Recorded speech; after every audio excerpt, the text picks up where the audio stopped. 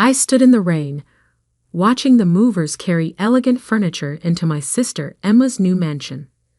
A wedding gift from our parents. A $2.8 million house in the most prestigious neighborhood in Boston. Meanwhile, I lived in a small apartment above the bookstore where I worked, barely making ends meet. Isn't it perfect for them? My mother gushed, not noticing how soaked I'd gotten standing outside.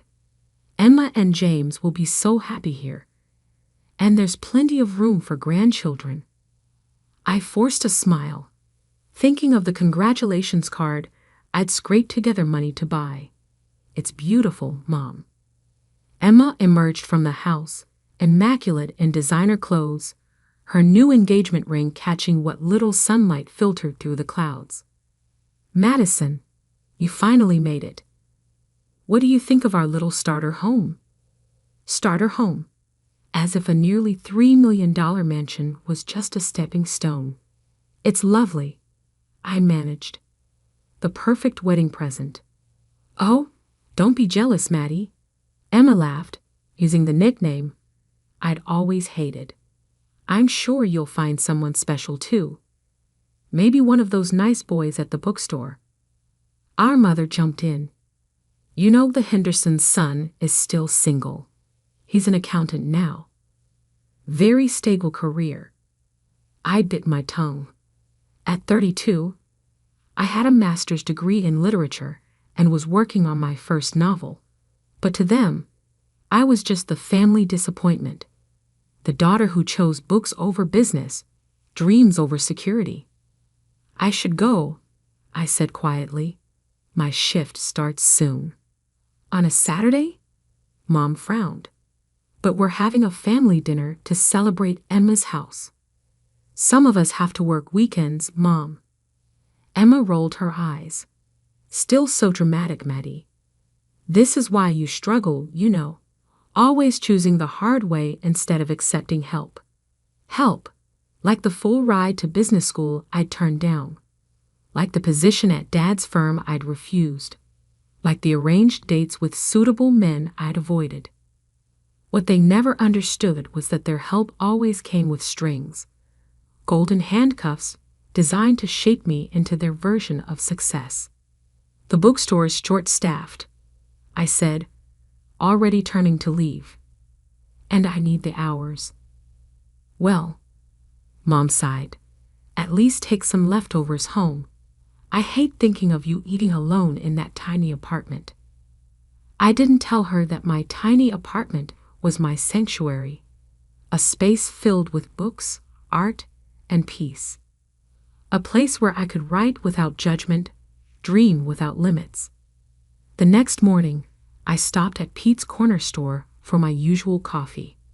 Pete, a grandfather figure who'd been running the shop for 40 years, greeted me with unusual excitement. Madison, did you check your ticket? I'd blinked, confused. Then I remembered the lottery ticket I'd bought 2 days ago. A silly impulse purchase with my last $5 when the jackpot had hit record numbers. Not yet. I pulled the crumpled ticket from my wallet. What were the winning numbers? Pete's eyes sparkled. Check the news, sweetheart. I pulled out my phone, finding the lottery website. The numbers appeared on screen. 7, 13, 24, 31, 42, 53. My hands started shaking. I looked at my ticket, then back at the screen. Pete, my voice was barely a whisper. I think I won. He grinned. I know you did, honey. I watched them draw your numbers live last night. All 6 matching numbers. You just won $97 million. The world seemed to tilt sideways. I grabbed the counter for support. Sit down before you fall down. Pete guided me to a chair. Deep breaths. This is big news, but you need to be smart now. Don't tell anyone yet. Get a lawyer first, and for heaven's sake, sign that ticket. With trembling fingers, I signed the back of the ticket. Pete locked it in his safe, made me drink some water, and called his daughter, a respected financial attorney. "Caroline will meet you in an hour," he said. "She'll help you do this right." I nodded, still dazed. "Pete, my family." He squeezed my shoulder. "We'll find out soon enough. But right now, this is your moment. Don't let anyone take it from you." As I waited for Caroline, my phone buzzed. A text from Emma. "Family brunch tomorrow to discuss wedding plans. Wear something nice for once, and try not to be late like always." I stared at the message, thinking of her mansion, her perfect life, our parents' endless praise. For 20 years, I'd been the family afterthought, the daughter they'd written off as impractical, unsuccessful, lost. Now I had 97 million reasons to prove them wrong. I texted back, "Sorry, can't make it. I have something more important to do." For once, I wasn't lying. 3 weeks later, I sat in my new lawyer's office, signing the final papers to claim my winnings. Caroline, Pete's daughter, had been invaluable, helping me set up trusts, investment accounts, and ironclad privacy protections. "Remember," she said, reviewing the documents, "once we submit these, your name becomes public record. Are you ready for that?" I thought of the changes I'd already made. I'd quietly resigned from the bookstore, leaving my manager a generous check to help hire and train my replacement. I'd bought a beautiful but modest house in a quiet neighborhood, using a trust to keep my name off public records. And I'd started the groundwork for my own publishing company, determined to help other overlooked writers find their voices. "I'm ready," I said firmly. The next morning, my face was splashed across every news outlet in Boston. Local writer wins $97 million lottery jackpot. Bookstore employee becomes multimillionaire overnight. Madison Bennett claims record-breaking prize. My phone exploded with messages. Old classmates, distant relatives, forgotten acquaintances, all suddenly remembering my existence. But the messages I was waiting for came last. First, Emma. "OMG, Maddie. Why didn't you tell us? Call me immediately." Then Mom. "Madison Elizabeth Bennett. How could you keep this from your family? We're coming over right now. Where are you living?" Finally, Dad. "Your mother is hysterical. Call us this instant." I turned off my phone and poured myself a cup of tea, settling into my new home office. Through the window, I could see the garden where I planned to create a reading nook. The morning sun painted everything in soft gold, making the moment feel almost magical. My doorbell rang. Through the security camera, another of Caroline's suggestions, I saw them. My parents and Emma, standing on my porch. Emma was dressed like she was heading to a photo shoot, while my mother kept smoothing her designer dress nervously. I took a deep breath and opened the door. "Madison," my mother burst out. "We've been so worried. Why haven't you answered our calls? And how did you afford this house? The lottery money hasn't even been released yet and—" "Hello, Mother." I cut her off calmly. "Would you like to come in?" They filed into my living room, taking in the tasteful furnishings and wall-to-wall bookshelves with barely concealed surprise. "Well," Emma said, running a finger along the shelf, "I suppose now you can finally move to a better neighborhood. Maybe near my new house. There's a lovely little colonial for sale, only $4 million. "I'm happy here," I interrupted. "But thank you for your concern." "Maddie, darling." My mother leaned forward, her voice dripping with honey. "You have to understand our shock. This is life-changing money. You'll need guidance, proper financial advice. Your father knows several excellent wealth managers. I have a team of advisors, I said. And it's Madison, not Maddie. Don't be difficult, Emma snapped. We're trying to help. God knows you've never been good with money. Like that time I loaned you $10,000 for your starter business, I asked quietly. The one you never paid back. Emma's face flushed. That was different. I needed. What you needed was to take responsibility. I stood up, my voice steady. Something none of you have ever expected from her. Now see here. My father finally spoke, his face reddening. We've always supported you both equally. I laughed, actually laughed. Equally. You bought Emma a mansion for her wedding. You paid for her business school, her first car, her perfect wedding. What did you give me for graduation? A lecture about practical career choices. Because we worried about you. My mother cried. Your choices were so impractical. We just wanted. You wanted me to be like Emma. I finished. The perfect daughter. The sensible one. Well, guess what? My impractical choices led me here. My job at the bookstore, the one you all look down on, is where I bought the winning ticket. And now you can finally have a real life, Emma said, as if she was being generous.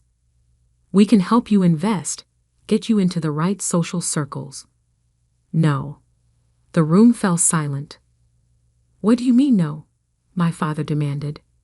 I walked to my desk and pulled out 3 envelopes.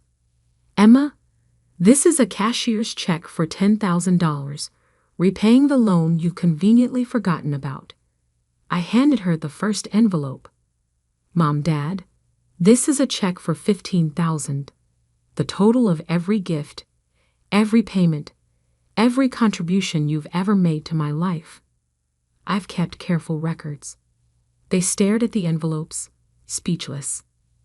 The 3rd envelope, I continued, contains documents showing I've already established my own publishing company, created a charitable foundation for literacy programs, and set up my investments with one of the top firms in the country. I didn't need your guidance then, and I certainly don't need it now. But we're family, my mother whispered. Yes, we are. And family should love unconditionally. Support dreams, not squash them. Celebrate differences, not try to erase them. I walked to the door and opened it. Now, if you'll excuse me, I have a meeting with my foundation board about funding new libraries in underserved communities. You're making a mistake, my father said stiffly. You need us. I smiled, feeling lighter than I had in years. No, Dad, you need me. And that's the real reason you're here, isn't it? Emma stood up, her face a mask of fury. You think you're better than us now? Because of some lucky numbers? No, Emma, I always was. You just never saw it. As they left, my mother turned back, tears in her eyes. Madison, please. We made a terrible mistake. We see that now. Can't we start over? I looked at her, really looked at her, and saw for the first time how small she seemed. How all of them seemed, trapped in their narrow view of success and worth. Maybe someday, I said softly, but not today. I closed the door on their protests, walking back to my office. On my desk sat the manuscript of my novel, a story about a girl finding her voice in a world that tried to silence her. It was time to write the next chapter. 6 months later, the launch party for Bennett Publishing House was everything I dreamed of. We transformed an old warehouse into a magical space filled with books, art, and possibility. Local authors whose works we'd signed mingled with literary agents and journalists, while kids from our literacy program proudly showed off their own stories in a special display area. Pete stood beside me, beaming like a proud father. Look at what you've built, Madison, and not a penny wasted on showing off. He was right. While I could have easily bought a gleaming downtown office tower, I'd chosen to renovate this historic building instead, creating a space that felt like home to writers and readers alike. The millions I'd won had been carefully invested in education programs, in supporting new authors, in building something meaningful. My phone buzzed. A text from Emma. Saw your company in the business journal. Must be nice having everything handed to you. Betito, James lost his job. We could use some family support right now. I deleted the message without responding.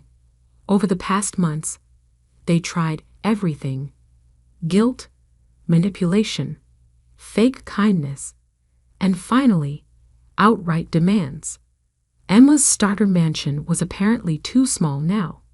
Mom and Dad's country club membership needed renewal. James's failed investments needed covering. I'd ignored them all. Miss Bennett? A young girl tugged at my sleeve. She was one of our literacy program students, clutching a notebook. Will you read my story? Of course, Sophie. I led her to a quiet corner, sitting down at her level. What's it about? A girl who finds a magic pen, she said shyly. Everything she writes comes true, but she has to figure out what's really important to write about. I smiled, thinking how wisdom sometimes comes from the most unexpected places. Madison. I looked up. My mother stood there, looking uncomfortable in the casual atmosphere. She'd lost some of her polished perfection. The past months had been hard on them, I knew. Dad's firm had lost several major clients. Emma's perfect marriage was showing cracks, and their social circle had begun to shrink as their resources dwindled. Mom, this is a private event. I know.